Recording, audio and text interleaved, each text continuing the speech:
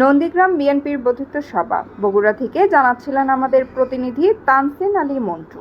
অভিযান নিউজ টিভির সাথে আছে আমি ইসরাত।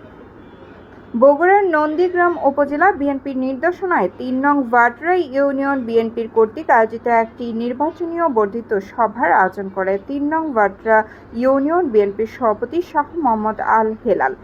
নন্দীগ্রাম উপজেলা বিএনপির নির্দেশনা অনুযায়ী উপস্থিত ছিলেন নন্দীগ্রাম উপজেলা বিএনপির সাধারণ সম্পাদক বেলায়েত হোসেন আদর, উপজেলা বিএনপির ছাত্রদলের সাধারণ সম্পাদক মুস্তাফিজুর রহমান তারেক সহ বিএনপি এবং বিএনপির অঙ্গ ও সহযোগী সংগঠনের সকল স্তরের নেতাকর্মী। বিস্তারিত দেখুন ভিডিওতে।